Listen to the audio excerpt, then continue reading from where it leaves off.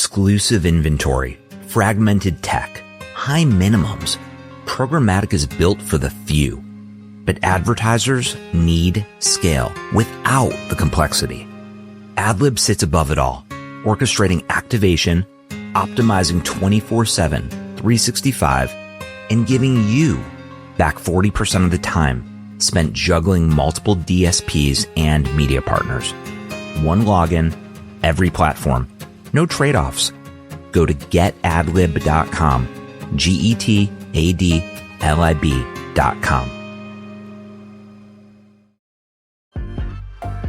Hellmann's believes they can turn any mayo hater into a lover. So, if you know someone who thinks mayo equals bland, show their taste buds the truth and challenge them to try Hellmann's flavored mayo. With irresistible flavors like Hellmann's spicy mayo, garlic aioli, chipotle, and Italian herb, they'll be eating their words. Challenge haters to try Hellmann's flavored mayo and get them to eat their words. Learn more at hellmanns.com/eatyourwords.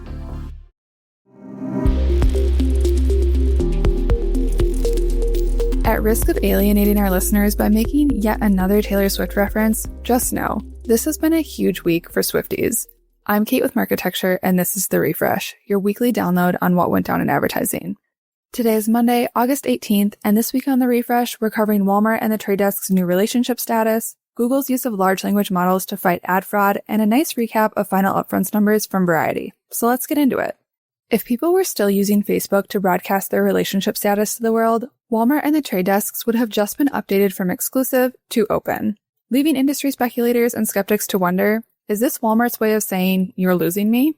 Walmart has partnered with the Trade Desk since early 2021, and the two recently renegotiated their partnership last year to extend for another 4 years. Despite this re-upped commitment, it sounds like Walmart may want to start exploring its options. In its Q2 earnings, retail data, particularly from Walmart, was cited as a key revenue driver for the Trade Desk, while CTV accounted for 40% of their client spend. And despite having a positive Q2 earnings overall, investors were left feeling skittish, wondering if the programmatic powerhouse can grow at the rate that is expected of them, particularly in the face of increasing challenges from big tech players like Amazon, who's also focused on retail media and CTV, as well as AI's ongoing erosion of the open web as we know it. Independent DSPs, like the Trade Desk, are increasingly starting to appear homogenous, at least when it comes to the inventory and data targeting sources they offer, as well as basic platform features or functionality. So, beside being a key revenue source for them, exclusivity with a partner like Walmart is a critical status symbol and differentiator for the Trade Desk. They've also differentiated themselves through the rollout of their AI-powered buying platform Kokai, the launch of OpenPath, and their acquisition of Sincera, a metadata provider they're using to identify and transact on media quality. But as Ad Age recently reported, opinion waffles on both the utility and functionality of Kokai, while OpenPath is still generating pushback from publishers who feel like they're being pushed out of the market. Some of the Trade Desk's problems may be self-created, but many of them are reflections of broader challenges the ad tech industry is facing. At the end of the day, advertisers can't resist the siren song of the all-powerful, performance-first capabilities provided by the likes of Amazon, DV360, and Meta thanks to their vertically integrated platforms, many of which are also integrating AI in flashier forms.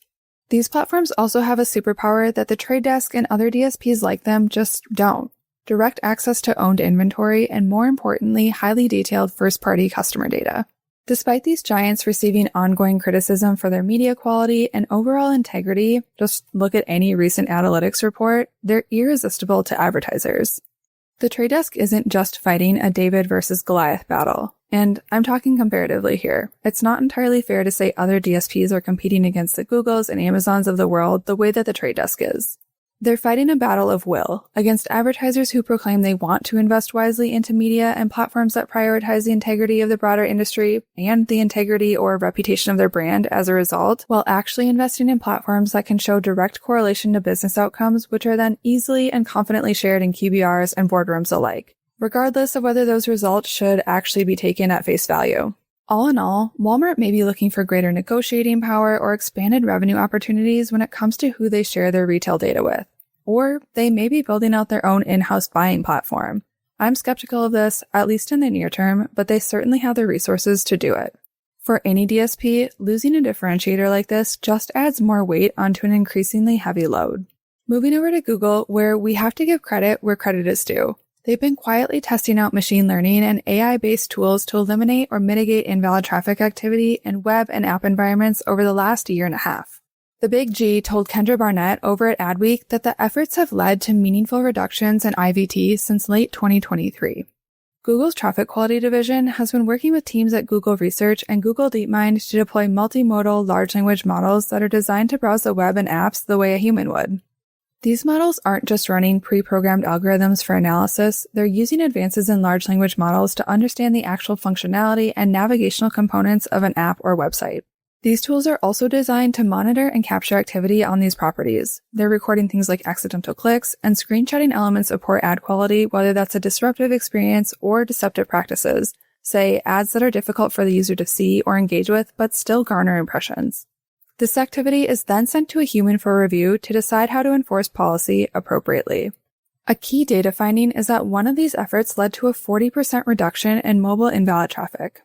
Ad fraud has been one of ad tech's longest-running battles, and we've been using AI to identify malicious schemes and undesirable activity for years now. But as the landscape has exponentially expanded, particularly within open web and mobile inventory, so has ad fraud and issues of brand safety.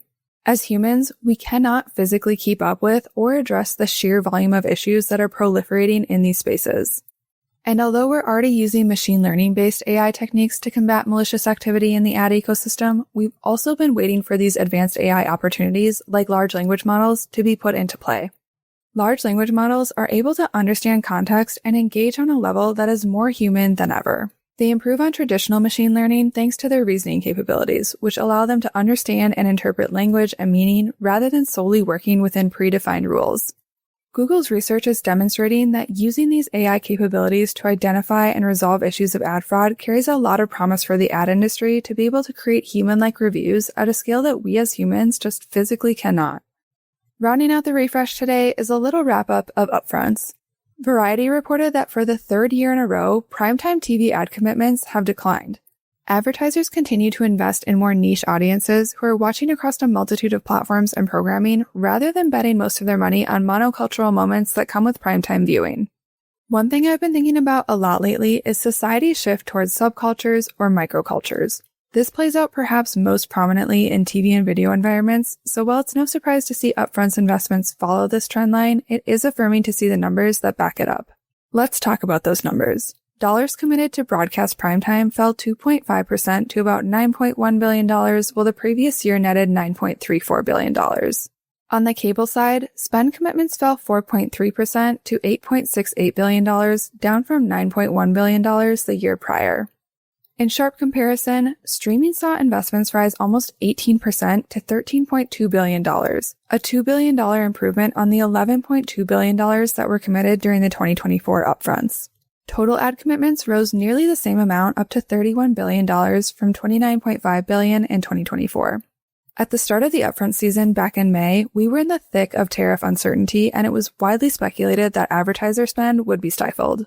However, the increased commitments being reported now seem to suggest that advertisers weren't as dissuaded as anticipated.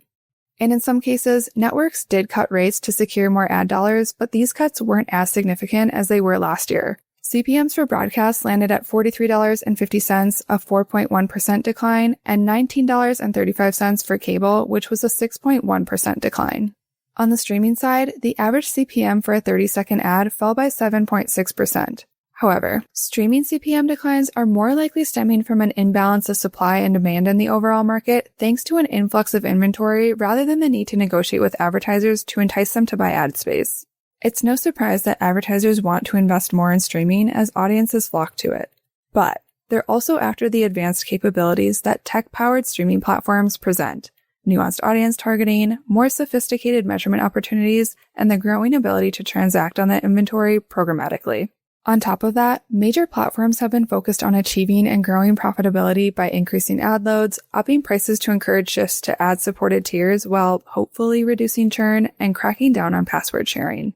When it comes to programming itself, we've seen networks and platforms make significant moves throughout 2024 and into 2025 to bring primetime content, particularly live sports, into streaming environments. Tubi streaming the Super Bowl is the biggest example that comes to mind, but if you've been a consistent follower of the refresh, you know that all of the major players have been bringing premium, primetime content into their streaming platforms, and more importantly, making that ultra accessible for advertisers. That's all we have time for this week. Thanks for joining us for the refresh, and we'll catch you next week.